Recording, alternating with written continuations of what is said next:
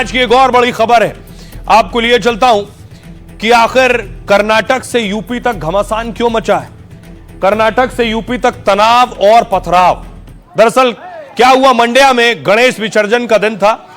गणेश विसर्जन के लिए गणेश जी की प्रतिमा जा रही थी, एक इलाके तक पहुंची और इस इलाके में पहुंचने के बाद दावा है, ये मस्जिद देख रहे हैं, कहा जा रहा है कि मस्जिद से पथराव हुआ। अगली तस्वीर मैं आपको दिखाऊं पथराव के बाद की, ये तस्वीर है पथराव के बाद। उसके बाद दोनों तरफ से पत्थरबाजी शुरू हो गई।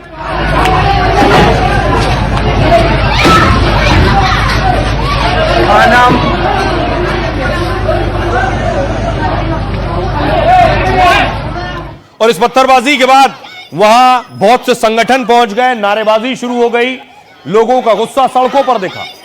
जय श्री राम, जय श्री राम, जय श्री राम।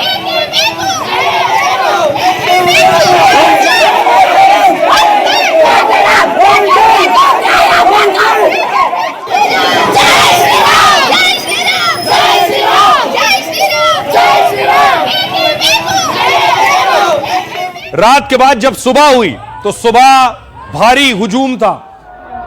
सैकड़ों की संख्या में कार्यकर्ता हिंदू संगठन के पहुंच गए जो प्रदर्शन कर रहे थे।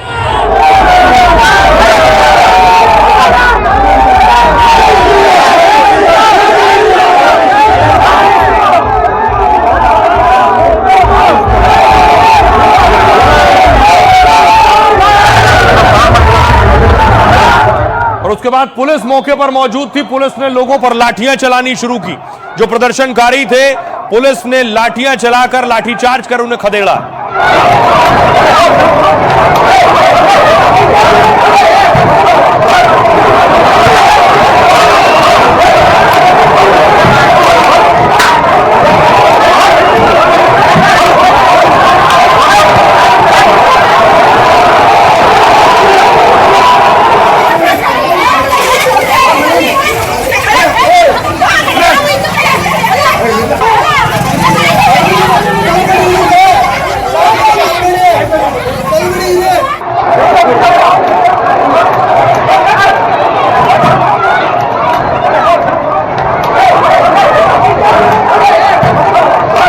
और उसके बाद कर्नाटक में हालात तनावपूर्ण हो गए। फिर सिक्योरिटी बुलाई गई, पुलिस को लगाया गया, भारी पुलिस बल तैनात किया गया जिससे लॉ एंड ऑर्डर की सिचुएशन खराब ना हो।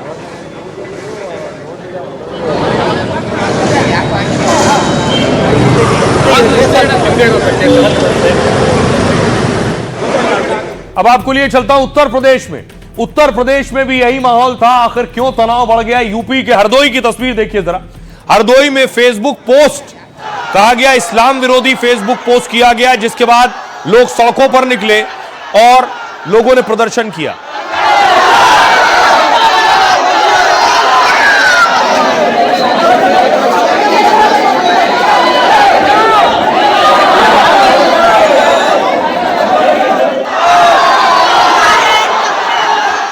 इसी तरह मध्य प्रदेश के बुरहानपुर में भी इस तरह की घटना सामने आई। फिर मौके पर पुलिस ने पेट्रोलिंग शुरू की, फोर्स उतारना पड़ा।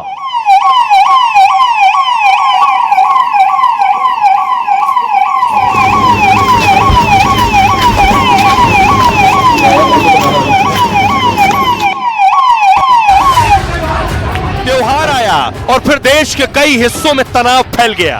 कहीं गणेश विसर्जन पर नफरत के पत्थर चले, जिसे लेकर बवाल इतना बढ़ा कि हंगामा और आगजनी शुरू हो गई। तो कहीं बारावफात के जुलूस में नफरती भाषण शुरू हो गया, तो कहीं दो समुदायों में ऐसी झड़प शुरू हुई कि सर तन से जुदा किनारे लगने लगे। शहर शहर त्योहार पर ऐसा तनाव क्यों फैल रहा है? क्या इसके पीछे कोई सोची समझी साजिश है, या फिर समाज के कुछ लोगों का रुख ऐसा हो गया है कि उन्हें दूसरे समुदाय की खुशी और जुलूस देखा नहीं जाता? जुलूस के जश्न में जहर घोलने वाले ऐसे लोगों पर योगी और दूसरे राज्यों की पुलिस क्या एक्शन ले रही है? तो रही आपको बताऊं कि आखिर क्यों पत्थरबाजी हुई, इसमें क्या एक्शन हुआ है, कितने लोगों की गिरफ्तारी की गई है। सबसे पहले आपको मंड्या का हाल बताते हैं। कर्नाटक के मंड्या में गणेश विसर्जन के जुलूस पर भारी बवाल हुआ है। मंड्या में आगजनी, पथराव और पुलिस का लाठीचार्ज तक हो गया। जुलूस के बाद ऐसी हिंसा हुई कि शहर में धारा 163 लगानी पड़ी, यानी शहर में किसी तरह की भीड़, प्रदर्शन, जुलूस पर पाबंदी लग गई। दरअसल मंड्या में गणेश विसर्जन का जुलूस जब मस्जिद के पास से गुजरा, ऐसा दावा है, आरोप है कि तभी मस्जिद से जुलूस पर पथराव हुआ है। इससे विवाद बढ़ा तो दोनों समुदायों में हाथापाई शुरू हो गई। इस मारपीट और पत्थरबाजी से 8 लोग बुरी तरह जख्मी हुए हैं। बवाल के बाद 2 FIR दर्ज हुई है, 21 लोग गिरफ्तार हैं। लेकिन हिंदू संगठनों का आरोप है कि साजिश के तहत गणेशोत्सव को निशाना बनाया गया, क्योंकि पिछले साल भी मंड्या में गणेश विसर्जन के दौरान पथराव और बवाल हुआ। हिंदू संगठन ने इसे लेकर भारी विरोध प्रदर्शन किया, सड़क पर आगजनी की। मंड्या में हिंसा और तनाव को देखते हुए भारी पुलिस फोर्स तैनात कर दिया गया है। आइए अब आपको सुनवाता हूं, सुनिए सियासतदान क्या कुछ कह रहे हैं। मंड्या में पत्थरबाजी के सभी आरोपी गिरफ्तार कर लिए गए हैं और हालात अब पूरी तरह काबू में हैं। गणेश प्रतिमा का विसर्जन उसके बाद हुआ। राज्य में विसर्जन के दौरान छोटी मोटी घटनाएं हुई हैं। एक जगह झंडा लाने के लिए चाकू मारने का प्रयास किया गया, दूसरी जगह गणपति जुलूस के दौरान विवाद हुआ, लेकिन अब सब कुछ नियंत्रण में है। सरकार हिंदुओं को दमन करने का, हिंदू भावनाओं को दमन करने का काम कर्नाटक में कर रहा है। मैं इसको विरोध करती हूँ। ऐसा एक माहौल है कर्नाटक में, हम बच नहीं सकते, हमारा भावना बच सकते। आपको मालूम है कि कब विसर्जन होता है गणपति का, तो अभी तैयारी क्यों नहीं की थी? वाई सेंसिटिव इलाकों को छोड़ क्यों देते हैं?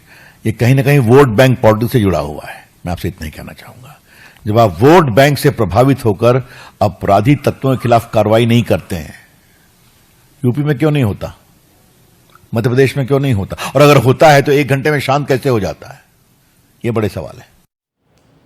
अब देखिए जरा, उत्तर प्रदेश से ऐसी तस्वीरें आई। यूपी में सर तन से जुदा के नारे लगे।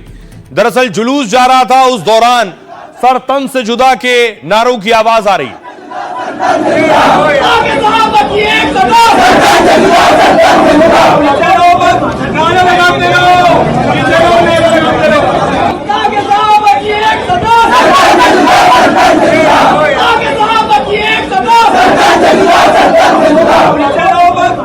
उसके बाद इलाके के धर्मगुरु सामने आए, उन्होंने ऐलान किया, अनाउंसमेंट किया, लोगों को शांत करने की कोशिश की। अपने अपने घरों में से गुजारिश है कि आप लोग अपने अपने घरों में चले जाएं।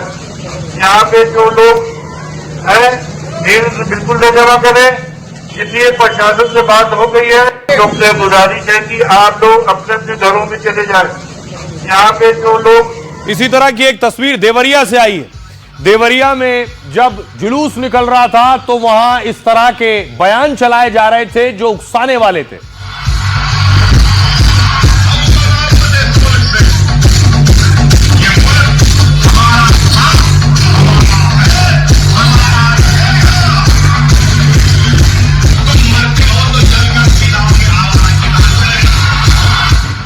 आइए एक और तस्वीर आपको दिखाऊं, बुरहानपुर की अगली तस्वीर है। मध्य प्रदेश में भी इसी तरह के तनाव की खबरें आई, फिर मौके पर पुलिस पहुंची है और हालात काबू करने की कोशिश की।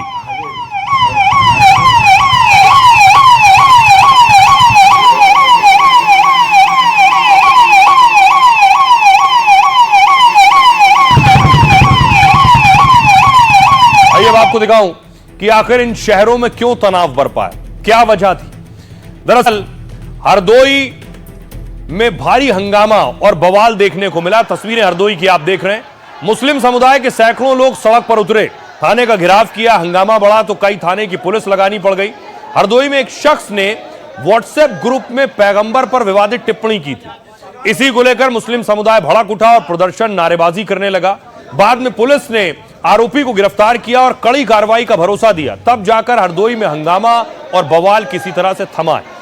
वहीं देवरिया में बारावफात के जुलूस में भारी हंगामा और नारेबाजी हुई और इसके पीछे था 2 युवकों का काम जो माइक लेकर भड़काऊ भाषण दे रहे थे। उनकी कोशिश जुलूस के बहाने लोगों को भड़काने और माहौल खराब करने का था, लेकिन जुलूस में जहरीला भाषण और उकसावे की कार्रवाई पर के बाद उन्हें भारी पड़ गई। ये कार्रवाई 24 घंटे के अंदर पुलिस ने आरोपी जीशान और साहबुद्दीन को गिरफ्तार कर लिया और दोनों को सलाखों के पीछे भेज दिया गया है। यूपी के कानपुर में भी 2 मुस्लिम समुदाय आपस में भिड़ गए। खूब पत्थरबाजी हुई, सरतन से जुदा के नारे लगे, बवाल शुरू हुआ एक शिया युवक की सुन्नी समुदाय पर की गई विवादित टिप्पणी से। सोशल मीडिया पर जैसे ही विवादित बयान वायरल हुआ, सुन्नी समुदाय भड़क उठा। सैकड़ों की भीड़ ने आरोपी के घर का दरवाजा तोड़ दिया और पथराव करने लगे। इस इलाके में भारी पुलिस फोर्स तैनात हुई। लोगों से हिंसा से दूर रहने की अपील की गई। मौलाना भी सड़क पर उतरे और लाउडस्पीकर से शांति बनाए रखने की अपील की।